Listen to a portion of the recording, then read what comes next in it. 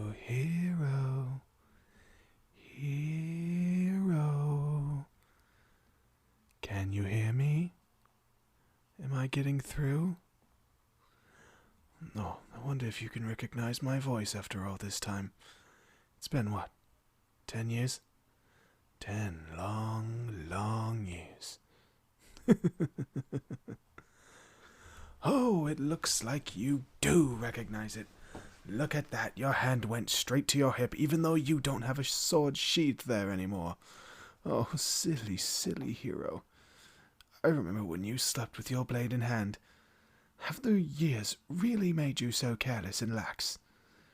Oh, don't bother looking around for me, I'm not really here. Not physically, anyway. Don't you remember this trick? Back when I tried to turn you and your companions against each other? Yes, you can't forget the Demon King, can you? We're bound together, you and I. We were always destined for each other, to share our fates. I think you never realized that, how much you needed me. When you were identified as the chosen hero, you came right for me, ready to carry out the task you were assigned, without even considering what would happen to you without me. I always understood, though. I never tried to destroy you, though I let you think that's what I wanted for a long time. Mostly I wanted to get rid of your ridiculous little band of misfits. I didn't need any of them. But you know that, don't you? You remember what happened when you finally entered my throne room. I offered you everything. Riches, fame, comfort, safety. I even offered you my hand in marriage. That one I couldn't help but take personally. Turning down the rest was disappointing, but turning down me as a spouse, me who could send nations to war with half a smile, that was just insulting. Oh, confused? I'm sure you thought you killed me. How naive. As if the Demon King could be destroyed with a mere sword, regardless of his enchantments. No, I was simply weakened. It was infuriating, drifting around as a disembodied consciousness, but I wasn't too worried, because I knew that when I fell, you'd fall with me. Oh, you don't think so? Look at you. You practically live in a shack. You have to grow your own food. You're barely getting by. Oh, don't lie to me, hero. I've been watching you. I saw everything. When you and your friends returned, I'm sure everything must have seemed wonderful. The whole world was cheering your names. But you can't ride the rest of your life off of a single victory, no matter how glorious. Your little friends understood that. They thought about what was next. They used their fame to start new careers as mercenaries or soldiers. I believe one of them actually became a politician, actually. I rather liked that one, I must confess. But you, the hero. No, you couldn't use your fame to open doors. It was selfish, you thought. You told the king you were at his disposal to send wherever you were needed. Oh, poor clueless hero. With everything and everyone shouting your accolades, I don't think you could imagine a world where you weren't needed.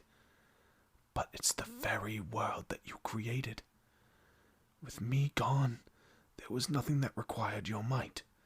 Sure, the king sent you on missions for a while, but you were just too much. None of the conflicts you were sent to resolve really needed you. There was nobody strong enough to warrant your involvement. And besides, your skills weren't really all that useful there.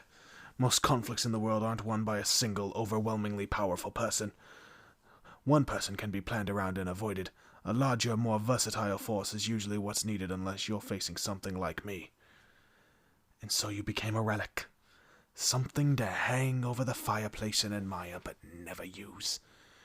You were master of ceremonies for a while, a celebrity to make appearances and get the crowd excited. And then finally, you weren't even that. The common folk are fickle, and the longer you went without doing anything, the less excited they were to see you. And so here you are. The king promised a generous allowance for your service, but he didn't really have much a reason to honor that once people stopped caring about you.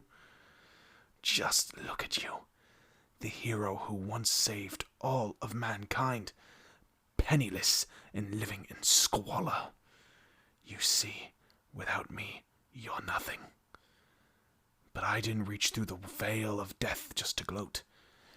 You may not believe me, but it brings me no pleasure to see you like this. To see the only mortal worthy of my respect, the only one I ever saw as an equal, disregarded by those beneath them.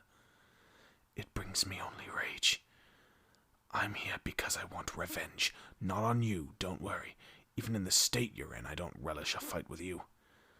No, I want revenge on the vile fools that set you against me in the first place, who convinced you that I was the enemy.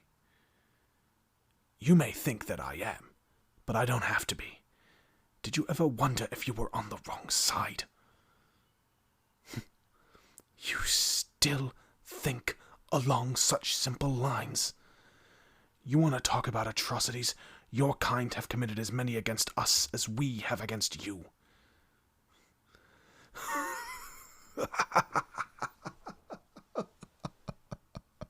Of course we came to conquer the world. It's the nature of a successful kingdom to grow larger. I conquered and united the entire underworld, leaving to the mortal world was the only place to expand to. Do you think your kingdom hasn't done the exact same thing? Do you think that the very land you stand on right now never belonged to another nation, another people? What do you suppose they'd think of your king? It's our nature to conquer. Both mortals and demons can only survive by consuming other living things. Our existence is chaos and destruction. Say what you will about me and my infernal empire, but there's one thing you can't deny. It's united. You mortals may have banded together to stop me, but you all went right back to squabbling the second I was gone. Under my rule, that would never happen. There would be no infighting or unfair treatment of each other. Think about that. I want to extend to you the same offer I did when you faced me. Join me, and I'll give you everything. Even half the world if you want it. Do you want to know why I made that offer? We, the demons, were the first ones to call you hero in our prophecies. The mortals stole that term and made you out to be their hero.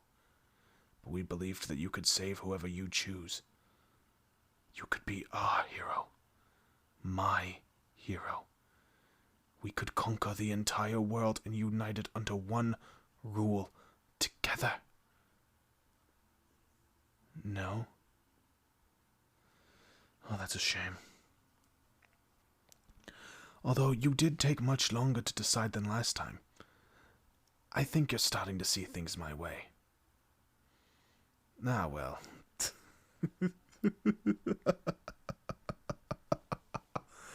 I was hoping we could do it the easy way, but...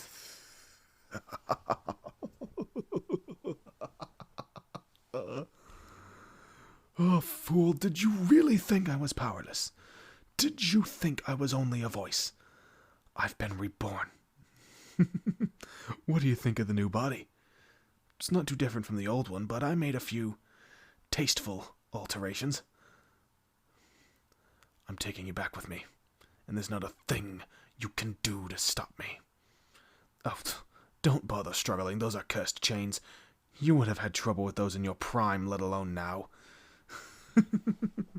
Oh, always so valiant and headstrong. But why don't you try to actually think ahead for once? What would you do if you escaped? You can't fight me in your condition.